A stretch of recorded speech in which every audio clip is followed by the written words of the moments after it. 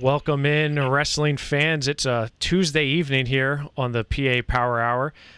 Eric and I are going to be joined by a special guest, Ryan Crookham, here in a little bit. Eric, I had a funny question for you. Did you have power hours back when you were in college, or was that something that I know you've been in college for a while, but... Yeah, I actually never really did the power hour thing until after I got out of college. I think I only ever did it once. And right. As an 18-pounder, I would not have lasted long in a power hour competition. Not at all. Not at all. And that was just kind of funny. When we talk about Ryan Crookham, right, he's going to Lehigh. Probably, and someone tweeted us out, I didn't see it, who it was, tweeted out that he's one of the biggest recruits, or if not the biggest recruit for Lehigh, at least in the last 20 years. Lehigh's had some pretty big names come through in the last 10 years. Darian Cruz, Mason Beckman, Nathaniel Brown, Jordan Cutler, a lot of big name guys, but Ryan's probably one of the biggest ones. Would you agree, Eric? Yeah, absolutely. Ryan, he's only got 2 years of varsity under his belt, but a couple state titles already. Obviously made his mark on it whenever he won the Super 32 as an 8th grader. So, he's a guy that we've been watching for years, and excited to have him stay home in Pennsylvania. Yeah, you're absolutely right, Eric. And without further ado, let's bring on Ryan Crookham here. Ryan, how you doing tonight? Good. How are you? Thanks for having me. Very good, Ryan. And I know you're sporting the Lehigh shirt on. I know you just had a little bit of a workout here. Just first of all, congratulations. Talk about how it feels to have that commitment, off your chest, and kind of really, broadcasting to the world that, hey, I'm going to go to Lehigh. Yeah, I'm really excited. It was an easy decision for me. Lehigh really checked all the boxes, and I feel like when you really take a look at, everything that factors in to choosing a college, I feel like Lehigh is just like the perfect place for so many different people, and I feel like it's the best place to be in the country. And kind of talk about, this is such a unique time for prospective college students to be in right now with COVID-19. Obviously Lehigh's close to you. How difficult was it, just because you weren't really going on campus, you weren't really able to have a lot of face-to-face interaction? Did that make it your decision a little bit more difficult, or would you still say it was still a pretty easy decision for you? It was pretty easy because I was able to Zoom them and FaceTime and build that relationship with all the coaches. But I did a lot of research because of all the time we had from COVID, and I think just doing all that research, it just made the decision so clear to me. And it doesn't even feel like an early decision for me, just because I feel like I knew I could have committed earlier, and I still would have been comfortable with it. And I think we're going to be a really tough team to beat, for years to come. Ryan, you're close to home there with Lehigh. Was that a factor in it, or were you looking at it for just the academics and the wrestling and the fit and all those things? How did the geography play into it? Yeah, so it does have its benefits because, I can take summer classes and get ahead academically, and then I never really have to stop training during the summer. So, I have that edge on those who are coming in from out of state. But, another great thing is it's in the Lehigh Valley. Competing in Grace Hall, it's so special, and glad to be a part of, Lehigh and everything that's offered. And Ryan, talk a little bit about, you obviously had a lot of options. You were one of the first, or you were the first to win a Super 32 title as an 8th grader. Talk about just the amount of options you had. And I'm sure Lehigh was high on the list, but what other schools were you considering, and what made Lehigh it for you? Yeah, so I was considering Lehigh, Ohio State, Virginia Tech, Navy, and Wisconsin. That was probably my top 5. And what separated for me was Lehigh really didn't have like a negative, so to speak, to it. I feel like it checked every single box, you know, and like I said, I did my research.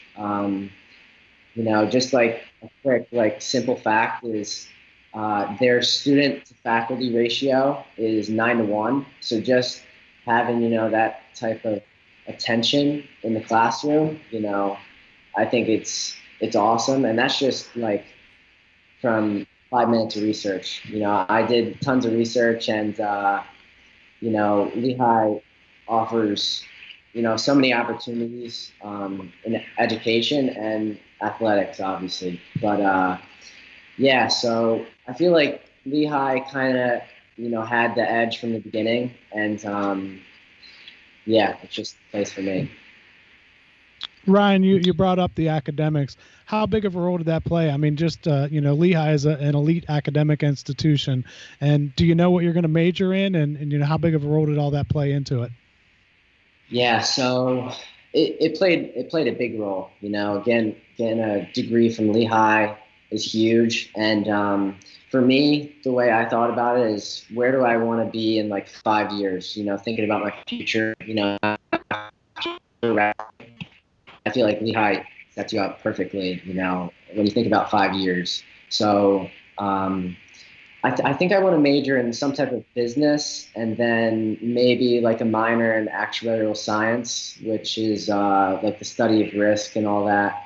But yeah, they have a ton of, great majors with business and finance, and just like based off math. I'm a math guy, but yeah, Lehigh, it offers so much education-wise. Eric, I was almost surprised to hear him not say engineer, right? Because there's so many. Yeah, that's what you think of with Lehigh. You think of the Yeah, engineers, right? Yeah. Ryan, just talk about where you're at in your career, right? You're one of the best in the nation. You have 2 state titles to your name. Where do you go from here? I can remember asking this to a lot of elite wrestlers like Sam Sasso or Spencer Lee. It's like, how do you stay motivated? How do you stay motivated considering you've accomplished so much at really such a young age? How do you stay motivated to stay hungry and to continue to improve as you go into your junior year? Yeah, so I mean, the ultimate goal for me is being in a position to win a national title as a freshman in college. And, just kind of thinking about that every day, but also keeping in mind, I'm still in high school, and every day just improving and having fun with it. I think it's pretty simple. I have a lot to work on for sure. And, I feel like throughout this quarantine and whole COVID situation, I found like a new love for the sport, where I'm like, wow, I'm not too good in this position. So I'll work on it, and just seeing all that growth, it's just awesome. I love it. And talk a little bit about who's number one. You got that coming up here against Bazakis, and you guys have gone back and forth, Ironman. And you guys have a nice little rivalry going, right? You guys it seems to kind of keep each other hungry and keep each other on their toes. How excited are you for that matchup? I know it was a matchup you had almost a year ago now, but how excited are you to get on the mat with him again? I mean, I'm just excited in general to, wrestle at all. I feel like this is a great opportunity just, to obviously wrestle him, but just to get on the mat in general. I'm just excited to see where, how much I've improved. And, obviously it's a pretty big event, but to me, I like to just simplify it, and, I'm just thinking of it as just another match, and I'm going to go out there and, have fun and score some points. So, Ryan, what are your thoughts? I guess none of us really know where we're headed as far as the season goes. Are you confident that you're going to be able to get a season in and compete for a title and have your team looking for a title as well? Yeah, I mean, I hope so. I'm not really sure what direction it's moving in. I kind of see from both angles, but I'm just kind of staying optimistic about it, I guess. I guess I can only focus on what I know there is, and that's who's number one. So I'm excited for that. And then whatever's next, I guess we'll find out. But, just focusing on improving every day, and, in the positions you're not as good at, just I can look forward to that every day at least. Well, that's a really positive outlook. As far as, I know you still got a couple years left in high school, but looking ahead to college, what do you see, what kind of weight class you think you'll be in college? Yeah, so I think I'll be a 41 pounder maybe my freshman year. You see it all the time, guys put on a lot of weight when they hit the college weight room. And I kind of see myself, gaining some weight after just being in the college room and, lifting. So I see myself as a 41, but that could probably change. I'm not really 100% sure. Yeah. Ryan, talk about you. We saw you out in Fargo. Was that a couple years ago now? It seems like.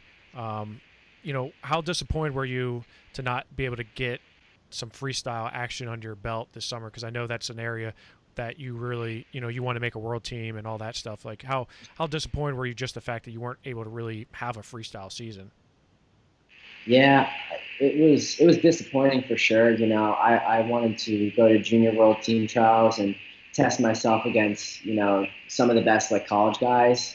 Because I think it's huge, win or lose, you're going out there to either way, you're going to improve, so just going out there and competing, and so not being able to have a whole season where you could wrestle some tough college guys, it was upsetting. But I mean, everyone's suffering, so you kind of just got to put it in perspective. And I'm thankful I'm healthy, and yeah. Well, Ryan, we appreciate your time, and congratulations to you on your commitment to Lehigh. I think, a lot of people like to see a Pennsylvania guy staying in Pennsylvania, so that's pretty cool to see. I know your parents are probably pretty excited. They don't have to travel across the country to see you, right? Wisconsin, right? Grace Hall is a little closer, is it not?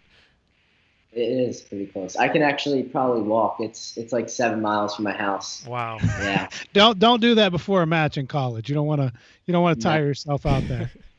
Yeah. Well, Ryan, again, congratulations. We hope that we get to see you for the season, but if not, we're definitely going to see you at Who's Number One against Nick Bazakis. So we're excited for that match at least. But we really hope you're able to go out there and defend your 2 titles and potentially become a 4-time Pennsylvania state champion. So again, Ryan, congratulations. We appreciate your time tonight. Okay. Thank you. And go Hawks. Absolutely. Yeah. Thanks, Ryan. Thanks, Ryan. All right, see ya. So, Eric, I would agree with a lot of what some of the quote experts say is that Ryan is one of the biggest names to commit to Lehigh. Were you surprised a little bit when you saw Lehigh for you personally? I mean, I could see a guy like that staying at home. You don't think of. Lehigh has obviously been a really, really good program. They haven't been that elite program like a Penn State and Ohio State and Iowa, Oklahoma State over the years. But, they have the potential to really claim elite guys like that, and to get somebody like Ryan to stay home there in the Valley. I mean, they, like he said, they have so much to offer when you look in terms of the academics, a super cool campus. I've always loved their campus there, what it's like, to get to see that, great coaching staff. So yeah, tons of things going for Lehigh there. And so, it is an attractive place, especially if staying home is important to you. So Yeah, I was a little surprised, but hey, it's hard to fault his logic. And as he said, somebody who's going to study actuary science, he's done his research, he's done his homework, he's figuring out what's the best fit for him, and it sounds like Lehigh is definitely what it was for him. And I would agree with you, Eric. And Ryan's. I mean, he's a bright kid, right? He's a smart kid, and we noticed that even after interviewing him as an eighth grader, as a Super 32, where that he's pretty mature for his age. And I think at first I wouldn't say I was surprised, just because you think of the big names and you think of like an Ohio State, a Big Ten school, right? Just because every single college, perennial power in college wrestling was calling him and trying to get him to get in their room. So he had looks from a lot of different areas. So, but the more I thought about it, I was like, this is a perfect fit for him. I think he has that Lehigh style. I don't know if that's a real thing or not. I'll have to ask Mason about that. But I just think he's a hard worker. He's constantly looking for the best competition. He's a guy who wrestled in the Super 32 and won it as an eighth grader. This kid's always looking for a challenge. And like you said with Lehigh's, maybe they're not Penn State, maybe they're not Iowa, but you better believe they've got some high quality guys and high caliber guys. Look at all the names that we saw throughout here. It kind of reminds me of like a Mitch Minotti. He was a two-time All-American there.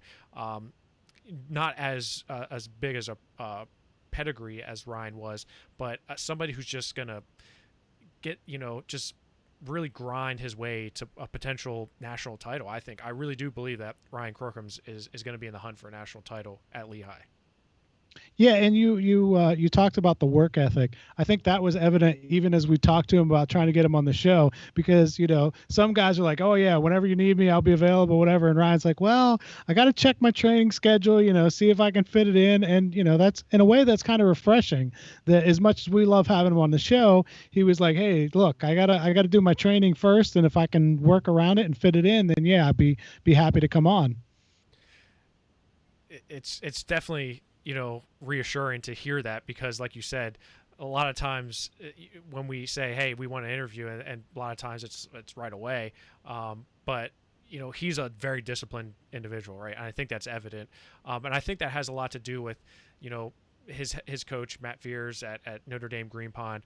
I think just that whole mentality there, working hard, being in the Lehigh Valley, kind of scrapping your way up through Notre Dame, Green Pond. He's been around different programs, Saucon Valley, and you really see the Lehigh Valley just come to life when you have these guys all wrestling against each other and kind of making each other better. So I think he's a guy who's just really I think he's gonna do well in Grace Hall. I really do. I think he's gonna have. I think the expert for right, this is a huge pickup for Lehigh. Yeah, I agree with you. Great. And to get him this early, that kind of allows them to solidify things. Obviously, nothing's official yet, but to have him, there and know, okay, we've got a really big guy to build these recruiting classes around. And, when you get a commitment like that, that can help keep other guys, especially in the Lehigh Valley, at home whenever they see that, hey, Ryan Crookham, one of the biggest recruits in the country, thinks this is a great place to be for the next 4 or 5 years. Maybe this is the place for me as well. Yeah, I mean, just getting a name like that really does help bring in those and attract those other name recruits.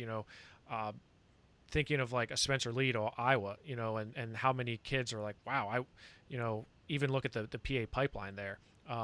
You look at Lehigh and you say, hey, I can stay home. I can stay close to home. Those elite guys, those elite level guys, where you're competing against schools like Ohio State, Penn State, even Rutgers, right? Because Rutgers isn't far away.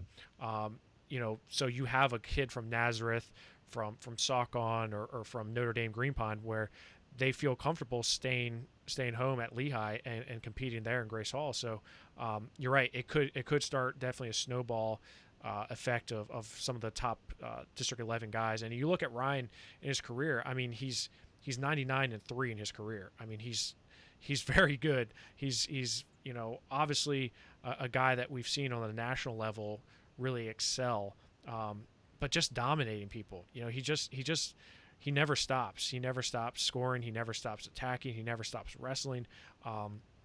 So I think, a guy like him, I kind of feel for during COVID-19, because he's just like chomping at the bit, man. I'm glad he's got a match at Who's Number One with Bazakis, because, man, I could watch those. I don't know if you remember that finals from last year at the Ironman. I mean, those two just put on a show, and a lot of mutual respect between those two, which is awesome to see. But I can't wait to see those two scrap and go at it, because not only are we just missing wrestling, but we're missing seeing our top level guys banging heads with guys like Bazakis. And you brought up a good point there, that he has something in his sights now that he can look at and say, hey, this is what I'm training for, because I'm sure he's training all, as much as he could throughout the whole COVID situation. But, it's easier to kind of hone in and look and say, okay, this is my target date. This is where I have to be.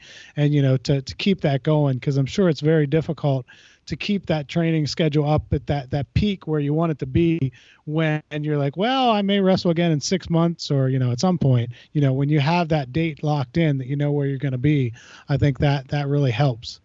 Yeah, I mean, that's got to be probably one of the hardest things about this. It's not maybe the lack of access to partners or wrestling. I think it's that mental edge, that mental kind of, eye on the prize, light at the end of the tunnel, because you're playing Russian roulette. You're like, you may have a season, you may not. You may have a postseason, you may not. You may just lose your entire season if you're a junior, going into your senior year. I had a lot of non-wrestling fans talk to me about this. They're like, hey, what happens to a kid who maybe doesn't peak until his junior year? I don't know. You better hope there's a lot of off-season stuff that they can go to, because really, these colleges are having a hard time getting looks on some of these bigger name guys, and even the under radar kind of guys. So, but you're right. I mean, how many coaches have the wrestlers write down their goals in the beginning of the year, all year, right? So you can visualize success. I remember Nico Megaludis, his senior year, wrote on his steering wheel, NCAA champion. I forget what year it was. He wrote the year in NCAA champion on his steering wheel. So every time he got into the car, he saw and reminded him, like, this is what I'm working for. This is what I'm working towards. If you don't have that, if you're like, oh, hell, I don't know if I'm going to have an NCAA season or not, how do you stay motivated? I mean, I was never one for the mental edge and aspect of it, but man, I can imagine not having that goal in mind. Yeah, I think it's really difficult. I mean, even for those elite guys, who want to get better, and that's their goal, is to just keep getting better every day and improving. That's a great mindset, but it seems like that would be awfully hard to maintain with no actual competition dates on the horizon.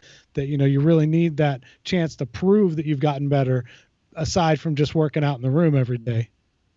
Yeah, right. Because I mean, how much is that really a benchmark for where you're at? A lot of these guys just compete all year round. Fargo, Super 32, Disney duels, whatever it is, they're always competing. They're always saying, all right, my gas tank's hurting a little bit. Maybe I need to start running a little bit more. I need to work on my, bottom. I'm not getting out as quick as I'd like to. So it's like struggle to even stay. I feel really bad for kids in high school right now. It's, I feel bad for a lot of people in the world right now, but I especially feel bad for, high school age kids that really don't have much to look forward to. I mean, let's be honest. I mean, how many of us really went to school because we just loved academics? I mean, yeah, I'm sure there's a lot of people out there, but man, sports are just what gets a lot of people through the doors. Unfortunately, that's sometimes the way it is. I've been thinking about it a lot, Jeff. Somebody brought it up to me, where will we be if we don't have a season? And I think that wrestling is the one sport where I think, for a lack of a better term, I think you'll see a lot of tournaments and competitions going rogue, where it's like, okay, we don't have a PIAA season, but we can throw together an open tournament and the PIAA can't do anything about it. If they end up canceling a season, How are they going to stop, Joe from down the street from saying, hey, we're going to have a tournament here and we'll follow the restrictions that we need to follow and make it as safe as possible. But I think that wrestling, being an individual sport to a certain extent, can really get away from that a lot more than a sport like football can. If the PIAA says there's no football, it's going to be awfully hard to throw together a travel team in a couple weeks. Whereas wrestling, I think, kids will find a way to get competitions in. Yeah, and I think that's the advantage that we have as wrestling is that we don't necessarily need a 5-on-5, 3-on-3. We can just simply have a some type of event where, and I think you're right. I think you're going to see a lot of events pop up. I know we're on the brink of making an announcement about a particular event that we're going to be possibly putting on. I don't want to give away too much just yet, but there's going to be a lot of guys that are just looking for any type of competition that they can get. And yeah, you're right. What does it look like if we don't have football? You're not going to you may have a couple flag football pickup games in the neighborhood, but I doubt you're going to have like an organized travel football league where you're saying, okay, Governor Wolf, we got you. We're going to operate here and do this. I don't see it happening. Even like with basketball, I can't really. I guess I think basketball could happen because they have AAU and things like that. Those connections are already made. Now, the big problem with this, of course, is the elite guys are going to find that competition. Whether it's basketball or whatever, wrestling, they're going to find ways to compete and face off against some of the other really top guys and girls out there. But the problem that you're going to see is you're not going to have those middle tier guys and girls, or even the newcomers that just want to try wrestling for the first time. They're probably not going to sign up and travel an hour and a half away or wherever to get into a tournament. That's where we go back to and I don't want to get into the whole dual meet situation again, but that's where I think you're going to be hurting if we have a situation where we don't have a season, is those people that are new to our sport or still relatively inexperienced aren't going to get into it. We're going to have those, the Ryan Crookhams are going to find matches. They'll find a way they've been doing this their whole life, and they'll find a way to wrestle, whether it's here or in Iowa or South Dakota or wherever. They're going to find competitions. It's those kids that are fairly new to the sport and just picking it up that aren't going to get those opportunities. Yeah, and you bring up a good point about, just having newer wrestlers or new advocates for the sport, and we're probably not going to have a whole lot of new wrestlers coming into wrestling this year. I think we're probably going to see a lot of wrestlers that just aren't competing, and you also talk about the higher level wrestlers, but you also have to have money, time. You have to have resources to do all these things. I mean, there was those duels that Tyson went to down in South Carolina. For a lot of kids, that's not a feasible thing that you're going to be able to do, whether it's expenses, whether it's time, family situation. So unfortunately, the rich get richer and the poor get poorer type analogy. I think there's always ways to think outside the box, and the guys that really want to compete and continue to succeed, they're going to do it. They're going to work, but they're going to have to work really hard because not everyone's going to get an invite to who's number one, right? That's not possible. Yeah, but I think it's always been that way, or at least, for the past 20, 30 years, it's been that way because, to go to Fargo, you have to find a way to make that happen financially, whether that's,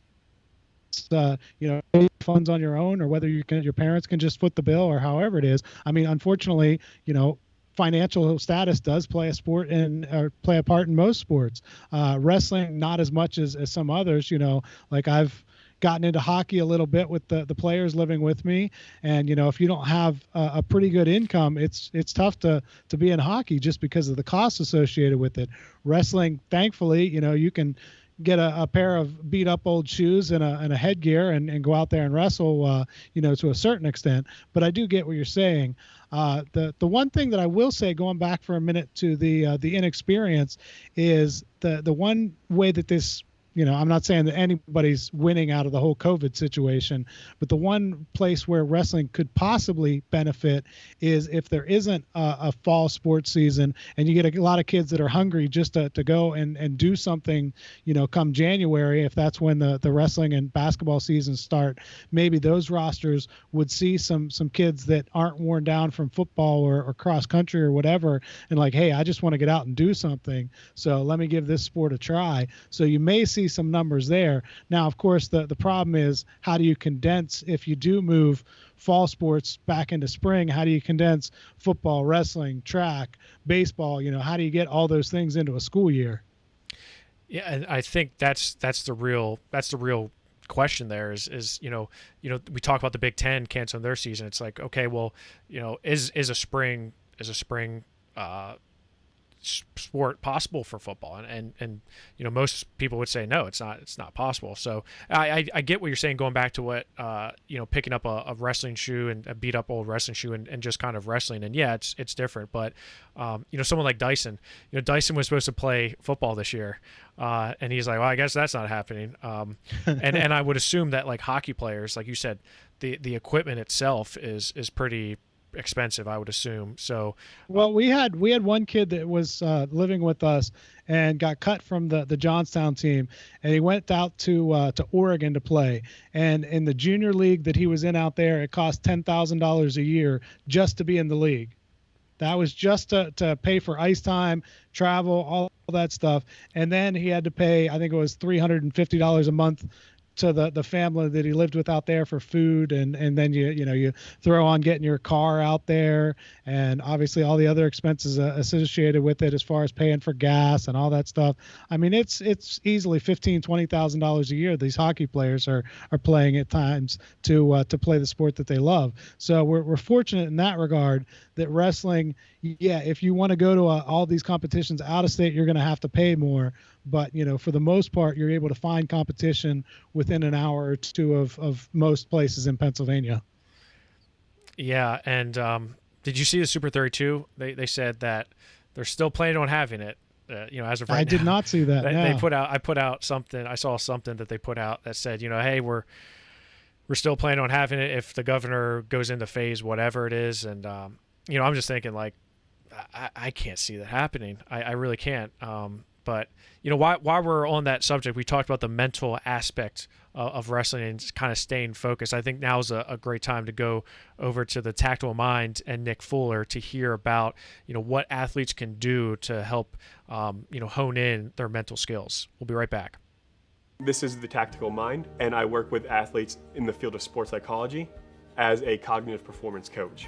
Within 5 minutes of talking to a parent, they make the connection right away that this would be great for my kid to have when they're in college, when they're just going through the ups and downs of high school. Who wouldn't benefit from having more self-awareness? Who wouldn't benefit from having the ability to self-regulate our emotions and our counterproductive thoughts?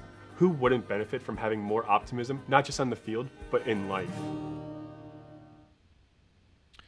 Eric, I did notice on the break that you're wearing West Virginia colors.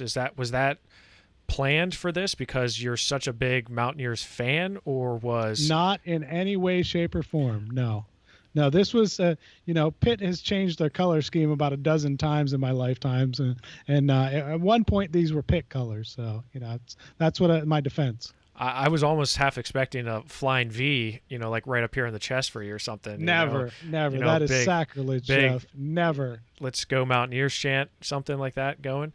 The only thing I have Mountaineers in my background is that was my high school mascot. Yeah, the Berlin Mountaineers. You're right. Yeah. No West Virginia. That's a shame. You're missing out, Eric. So let's talk about college a little bit. Big Ten today announced that I believe they said postpone. They used the word postpone, not cancel fall sports. It's not the sport that we are invested in and talking about, but it has a correlation to wrestling collegiately and also in the high school realm.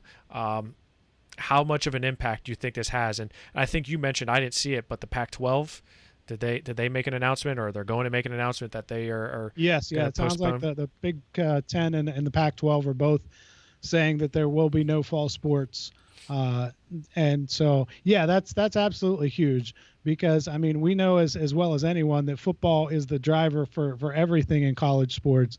Most programs are non-revenue programs, if you will, as far as wrestling and, whether it's tennis or soccer or whatever else, they're not bringing in the big bucks.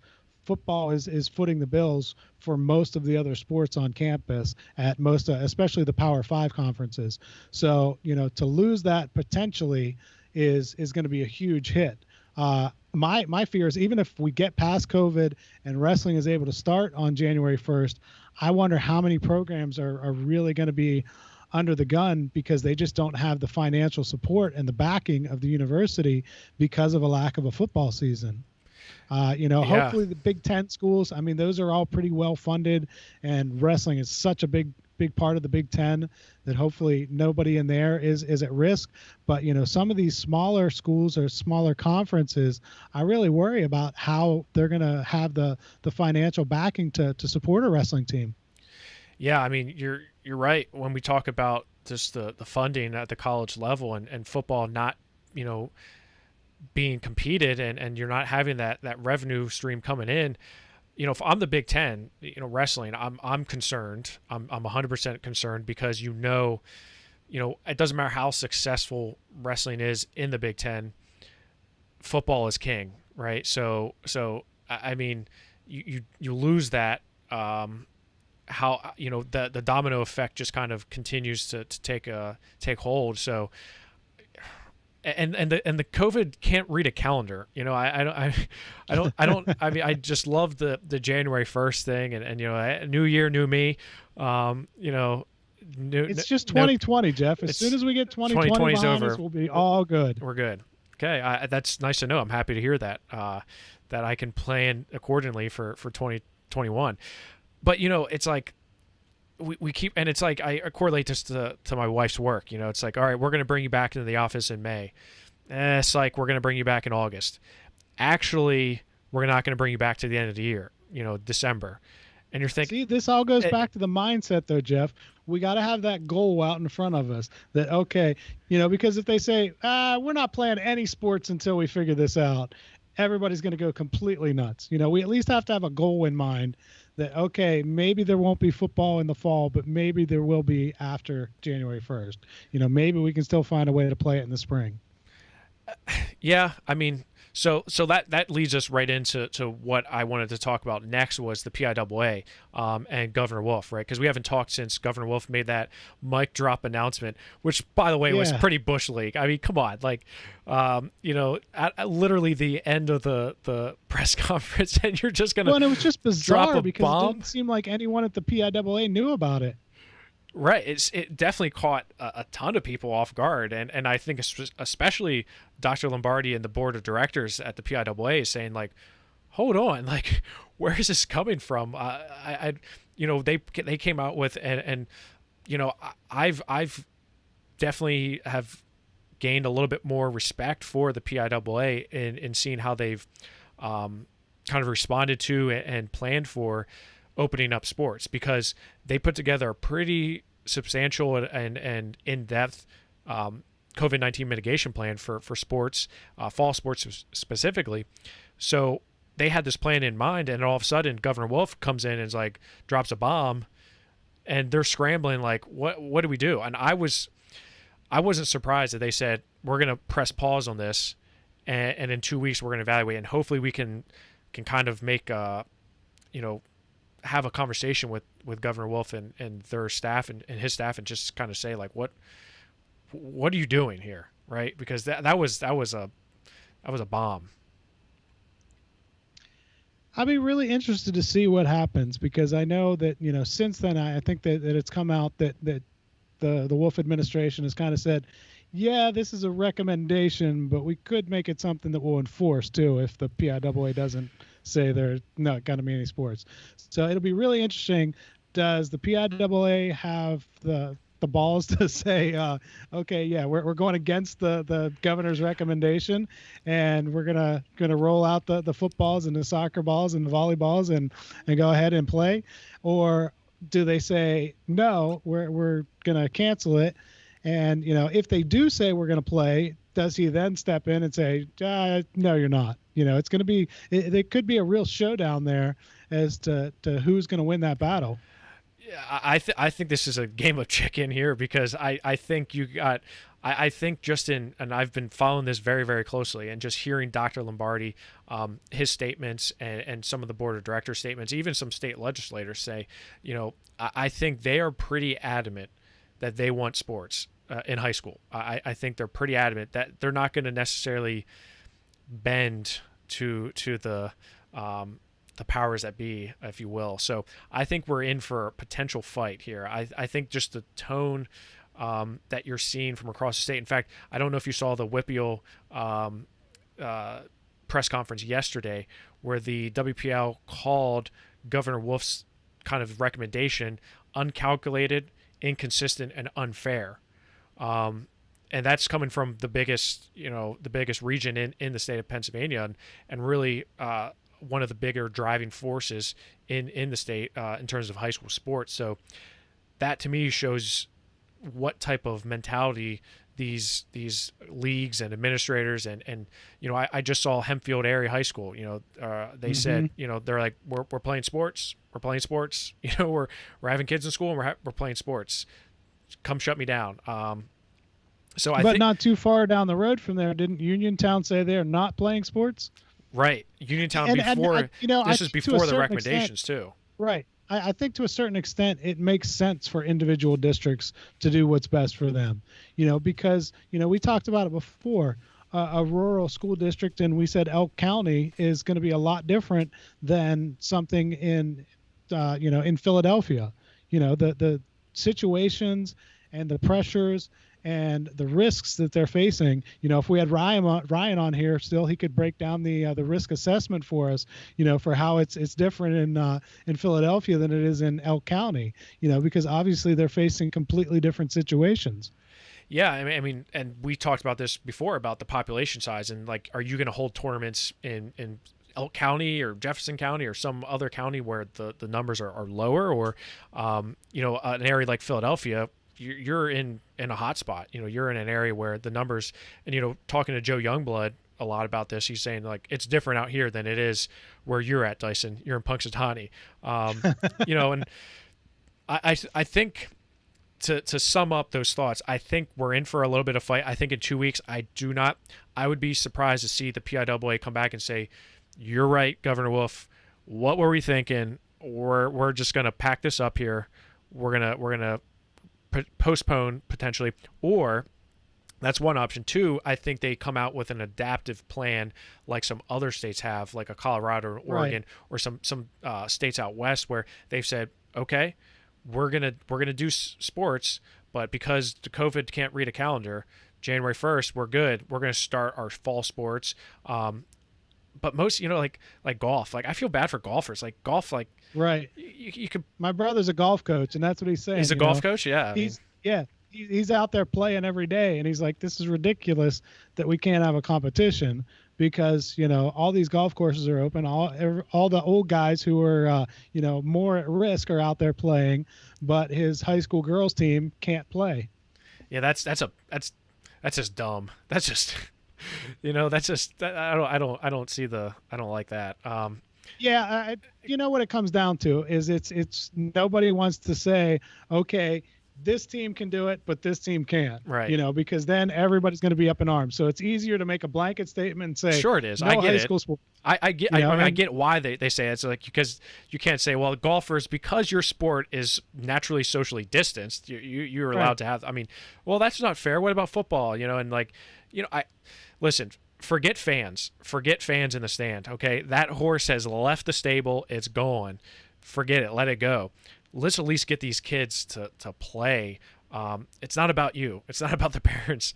Like little Johnny's going to be just fine playing a game without you, yelling in the stands that he can't even hear you. You know, like it's, yeah, but it's okay. as the meme that I see everywhere says, how are the coaches going to know when they're wrong with no parents in the stands? Or the refs too. Like I mean, or the coaches. No one is going to know that that's two in a match. You blew that call, you idiot. The Iowa fans aren't all there yelling two. Installing, you know, how the ref's going to know installing is without. Exactly.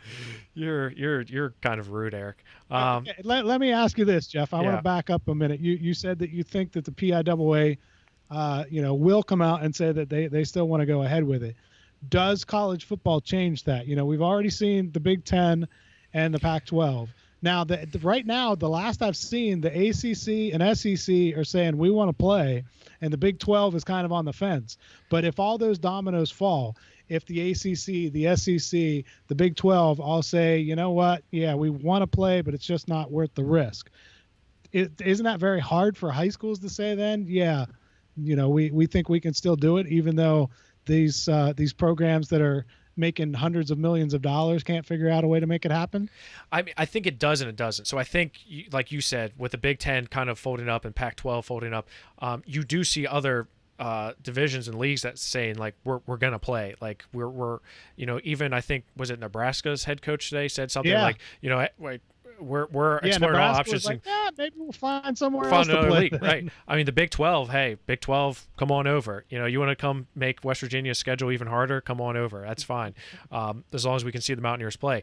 I think if you see, so it's definitely a gut punch. I don't think it's a TKO. I don't think it's a knockout just yet. But what I think it is like you got hit pretty hard and you're kind of winded a little bit. But I still think, the Big Ten and Pac-12, yes, that hurts high school sports, but I don't think it knocks them out completely. I think it changes the strategy. And a lot of people, colleges are so much different than high school in the sense of what they have available to them and liability and potential, lawsuits. And there's a little bit more at stake in a college setting than it is, I think, in a high school setting. I also think that, you look at high schools and, virtually having high school is not always an option because of just the vast quantity of people, lack of equipment, lack of trained professionals to handle that. Whereas college, they've been doing a lot of even Eric, I don't know if they were around in your college, but at least when I was in college, which, was actually kind of long ago, we were doing online training. We were doing online classes, Blackboard. We were doing different things. Whereas in high school, I mean, we wouldn't even have any laptops or, anything like that. So I think they are different. If kids are in school, physically in school, I think you have a very strong argument to say we can have sports. And I think it's that risk, and it's like, how much are you willing to – colleges aren't going to fold up because they lost their sports. They may take a hit or hurt, but – I don't know. I think high schools are a little bit different. The big thing for me, the big difference between the two is the travel.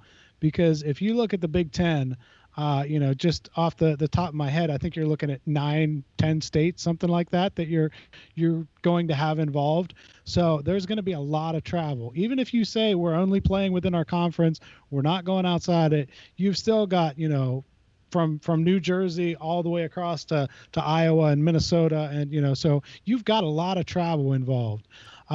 It wouldn't shock me if the PIAA says, okay, we're not going to have a state champ this year. We may not have a PIAA football state championship, but you know what? We're going to let every district play, because they can stay within their geographic boundary and not have to risk going into someplace that's a hot spot.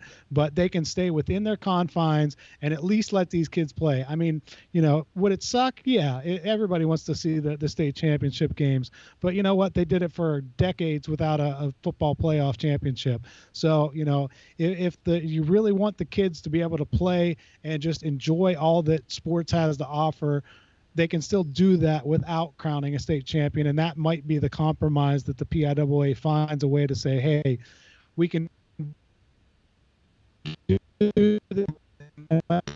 decide what's best for them and go that route. Yeah. And you use the word compromise. And I think that's a word that, is something that we have to be very cognizant about. Is we are going to be compromising on a lot of different things. And like I said, fans, that horse has left the stable. You're done.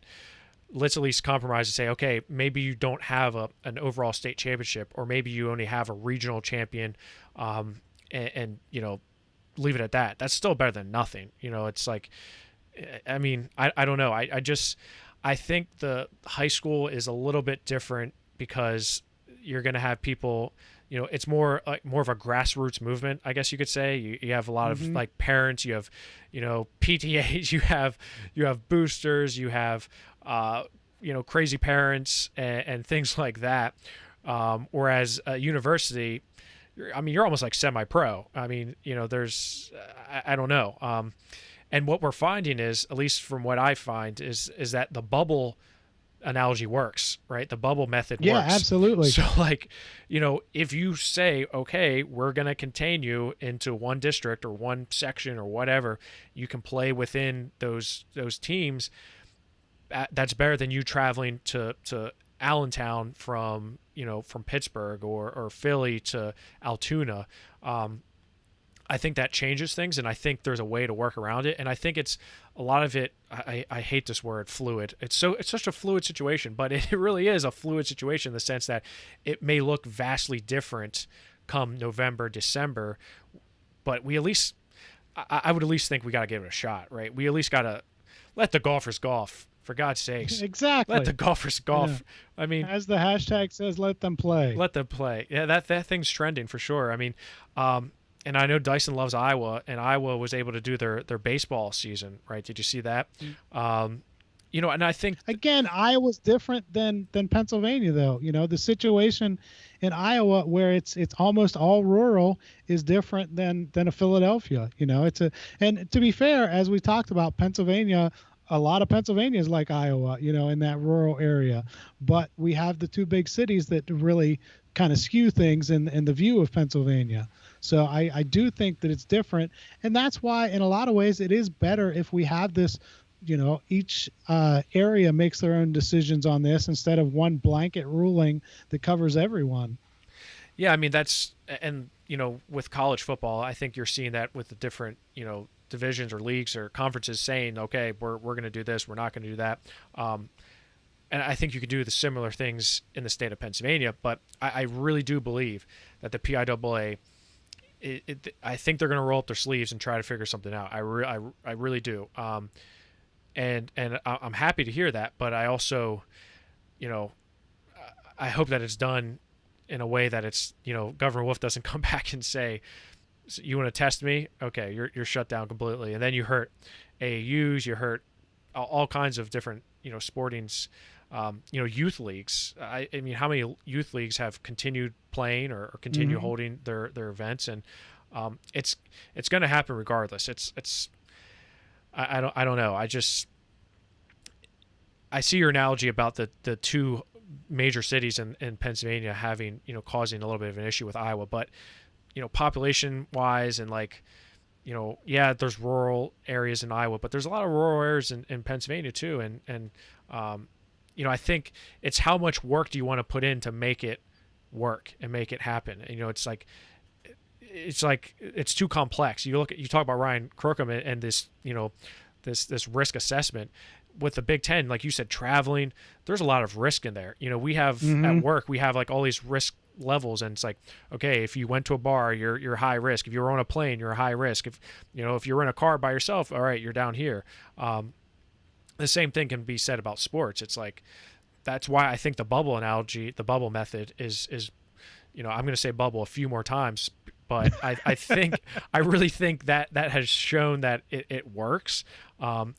And I will, because we're coming up on I think we're on a 7-minute warning here for Power Hour, so finish your drinks, Eric. Brad Wilson from Lehigh Express Times, he wrote I don't know if you read his article, Eric. It was like I didn't get a chance to. I saw him tweet it, and I wanted to, but Brad has a way with words, man, and I love I love reading Brad, and I love listening to Brad, because he just when he speaks, you're like, that makes sense. I think what he said was right about we got to look at it kind of with middle of the road. It's not as bad as it really is, and but are we going to survive without sports? Yes. But do sports matter to a lot of people? Yes. Do we know what's going to happen with COVID? No, we really don't. I don't know. It was just an enlightening kind of breath of fresh air to read something like that, because you can read a whole hell of a lot of literature out there on high school sports, and everyone's ranting, including us. But I don't know. What do you think, Eric? Obviously it's a really tough thing to make a call on, because we don't know, as you said, there's no calendar for COVID. We don't know, if it's going to be better on January 1st. We hope it is, but right now we just don't know until we get to a point. And even when we get a vaccine, I know there are a lot of people that are saying, oh, well, I'm not going to I'm not going to use a vaccine. I don't trust what the government's doing here. And, it's all a hoax and all this stuff. So there are just so many conflicting things out there that it's really hard to know where we are and what the correct path is that we take as far as society, as far as sports. None of us in our lifetimes have really experienced anything like this. It's really hard to know what's the right thing to do in this situation. You don't remember the Spanish flu, Eric? I thought you not were like so a toddler. much. I thought you no, were a toddler. I'm back old, then. but not quite that You're old. old, not that old. I thought you had some experience with the Spanish flu. I love it, Eric, that you're wearing a WVU shirt. I had to give it to you. You're right that, but I think like the question that Rob Walco said to us is like, at what point, at when is it going to be safe to play sports? When there's zero COVID deaths, when there's zero, or when there's a vaccine? Is the vaccine just going to magically, this is going to be around for a while. We're going to have to deal with this situation for a while. So instead of throwing in the towel on everything, like, let's start adapting and start. Other countries have done it. I'm not going to get into. We're down to our 4-minute warning, Eric. So let's not go into a great thing here. But other people have figured it out. The one thing I do want to point out, and I'm cursed with being able to see both sides of most issues. When I look at it, and I think that's all well and good until you're the coach who has the kid who something happens to. And then, that would just be devastating if you're like, man, a 16-year-old lost his life because we wanted to play football. Yeah. That would be heartbreaking. But that's, again, like, and I know not to be morbid, but because, there's the risk that the same kid is going there and is in a car accident and loses his life going to football practice. I get that, but it wouldn't make it any easier for that coach. And it wouldn't be any easier to swallow that and say, man, I think we did the right thing anyway.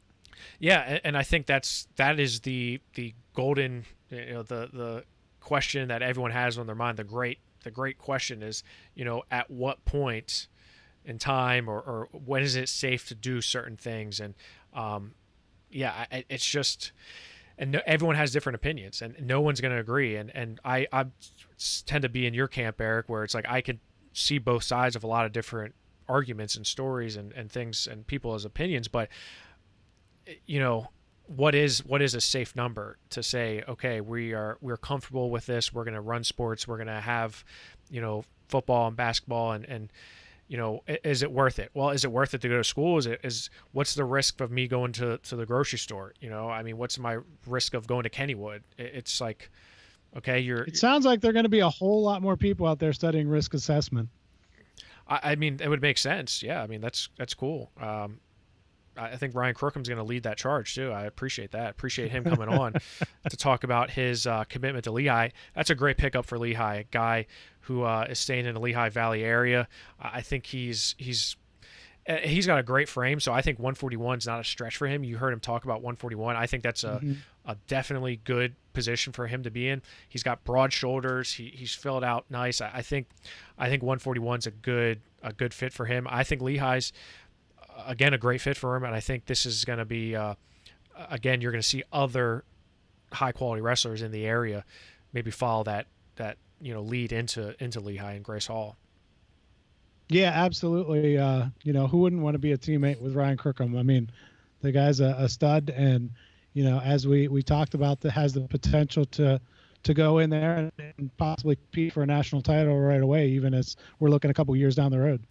Well, hopefully by then, COVID reads the calendar. It's like, I gotta stop. It's 2021. Ryan Crookham's got to go out and win a national championship, or 2022. State title first, yeah. Oh, let's go with the state title first, yeah. It's crazy to think all these asterisks that are going to be out there. We're down to a minute left in Power Hour. And I forgot to mention, I had another commitment I wanted to talk about. Sam McGonigal from Westchester Henderson out of District 1. He just recently committed to Brown. He's going to be a rising senior. He'll be a senior this year at Westchester Henderson. He was a 3-time state qualifier, and he placed 7th in the state last year. I saw him at Escape the Rock last year. Was very impressed with him. I thought he's really came on strong. Maybe he probably didn't finish as strong as he wanted to, but he did get on the medal stand for the first time. He's headed into Brown, so congratulations to him. Yeah, Eric, we got more to digest and chew on here until next week, Eric. Big weekend. PA Power kickball team in action this weekend, playing in the Team Tyler tournament. Got had a last minute cancellation and was able to get state champion Caden Cassidy onto the team. So he's a ringer, man. We saw him in the PA Power tournament, and the kid can play kickball. Yeah, but you got to be careful. He talks a lot of smack. Yeah, well, our whole team talks a lot of smack. Yeah, but Caden at the PA Power kickball tournament, he was just jabbing at everyone. I mean, he was just like chirping. Is he gonna be spooning it up there after a victory, and somebody's just gonna peg him with a kickball to the head? For sure, that's happening. But he's a hell of a kickballer. He played very well. So he nearly took that. He and the Bedford team nearly took down PA Power. I remember that. We were able to prevent. I remember that. Yeah. No thanks to me, Eric. Best of luck this weekend, okay? Be safe. Wear your mask, okay? I need you here for the Power Hour, okay?